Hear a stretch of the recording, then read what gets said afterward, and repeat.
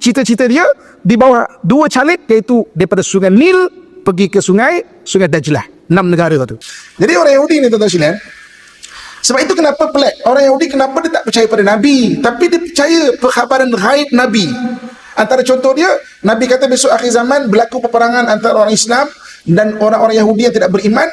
Maka semua pokok-pokok dan batu-batu mengeluarkan bahasa gelombang yang boleh difahami. Wa ya ibadah rahman, wahai hamba Allah, ni belakang aku ada Yahudi, tangkap dia. Kecuali satu pokok, berapa pokok gharqad. Orang Yahudi tanam pokok gharqad. 2012 dia kempen tanam pokok gharqad. Satu Israel tu, satu Palestin tu ditanam pokok gharqad. Pokok gharqad ni dia tak tinggi, tapi dia rendah. Dia subur, daun dia banyak tapi dia rendah. Kan? Jadi dia percaya benda tu.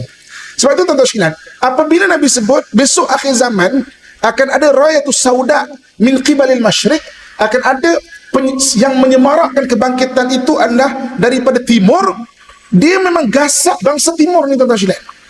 1511 dia cuma kafirkan bangsa timur ni, Yahudi dan Nasrani. 1511 Portugis datang, semua anak-anak kita terkena 3 belajar. Kenapa? Gold, gospel, glory dan gospel. Nak kafirkan. Kenapa nak kafirkan tuan-tuan sekalian? Sebab bangsa timur ni besok akhir zaman, dia penggerak, antara penggerak besok yang menyemarakkan kebangkitan Islam. Sebab itu tuan-tuan sekalian, dia orang tak takut dengan bangsa Arab sekarang. Orang Arab berpecah, bergaduh dan sebagainya.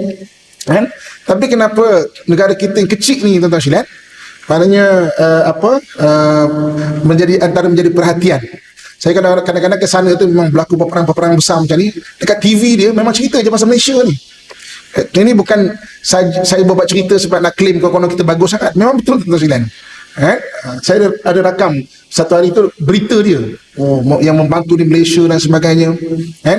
Tuan-tuan ingat tak ada orang Yahudi kat Malaysia ni ke? Tuan-tuan buka nanti search kat Google, buka sekarang. Type Ustaz Amin, okey, Yahudi di Nusantara. 2012 lagi saya jumpa.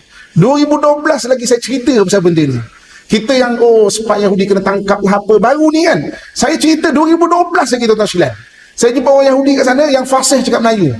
Saya tanya, saya dekat Jerusalem. Dia kata, daripada mana? Oi, siapa cakap Melayu ni kan? Ada satu orang Yahudi pakai kipah. Kipah ni istilah kopiah kecil tu. Kita, awak di mana ni?